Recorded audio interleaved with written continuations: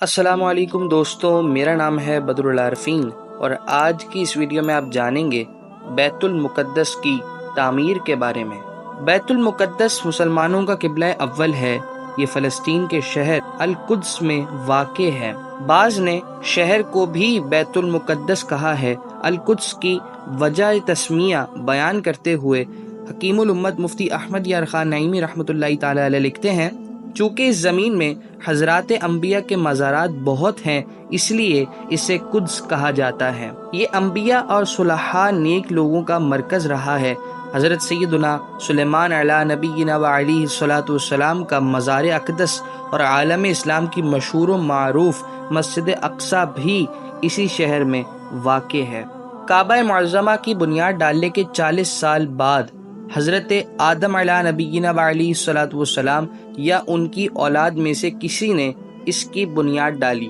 پھر اس کی تعمیر حضرت سیدنا سام بن نوح علیہ نبینا و علیہ الصلوۃ والسلام نے کی۔ عرصہ دراز کے بعد حضرت سیدنا داؤد علیہ نبینا و علیہ الصلوۃ والسلام نے بیت المقدس کی بنیاد اس مقام پر رکھی جہاں حضرت سیدنا موسیٰ علیہ نبینا و علیہ الصلوۃ والسلام کا خیمہ نصب کیا گیا تھا۔ اس عمارت کے پورا ہونے سے قبل حضرت سیدنا داؤد علیہ نبینا و علیہ الصلوۃ والسلام کی وفات کا وقت آ گیا تو آپ نے اپنے فرزند حضرت سیدنا سلیمان علیہ نبینا و علیہ الصلوۃ والسلام کو اس کی تکمیل کی وصیت فرمائی۔ چنانچہ حضرت سیدنا سلیمان علیہ نبینا و علیہ الصلوۃ والسلام نے جنوں کی ایک جماعت کو اس کام پر لگایا اور عمارت کی تعمیر ہوتی رہی۔ ابھی 1 سال کا کام باقی تھا کہ آپ کے انتقال کا وقت آ گیا۔ آپ نے غسل فرمایا، نئے کپڑے پہنے، خوشبو لگائی اور اسی طرح تشریف لائے۔ عصا سٹک پر تکیہ فرما کر کھڑے ہو گئے۔ ملک الموت حضرت اسرائیل علیہ الصلوۃ والسلام نے آپ کی روح قبض کر لی۔ آپ اسی طرح عصا سٹک پر ٹیک لگائے رہے۔ پہلے تو جنوں کو رات کی فرصت مل بھی جاتی تھی، اب دن رات برابر کام کرنا پڑتا تھا۔ حضرت ہر وقت کھڑے ہی رہتے تھے اور اجازت مانگنے کی کسی میں ہمت نہ تھی۔ ناچار سال بھر تک یک لخت دن رات برابر کام کیا۔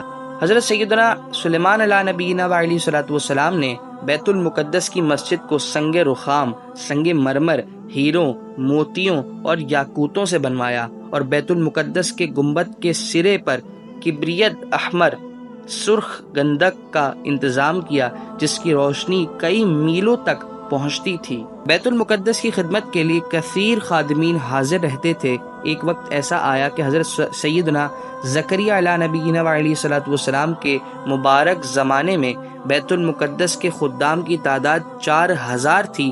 ان خدام کے 27 یا 70 سردار تھے جن کے امیر حضرت سیدنا زکریا علیہ نبینا و علیہ الصلوۃ والسلام تھے۔ حضرت سیدنا آدم علیہ الصلوۃ والسلام سے لے کر حضرت سیدنا موسیٰ علیہ الصلوۃ والسلام تک کعبہ بیت اللہ شریف ہی قبلہ رہا۔ پھر حضرت سیدنا موسیٰ علیہ الصلوۃ والسلام سے لے کر حضرت سیدنا عیسیٰ علیہ الصلوۃ والسلام تک بیت المقدس قبلہ رہا۔ ہجرت کے بعد مدینہ منورہ میں مسلمانوں نے 16 یا 17 مہینے تک بیت المقدس کی طرف رخ کر کے نمازیں پڑھیں۔ ہجرت سے 1 سال 5.5 مہینے کے بعد 15ویں رجب پیر کے دن مسجد بنی سلمہ میں نماز ظہر کے درمیان قبلے کی تبدیلی ہوئی۔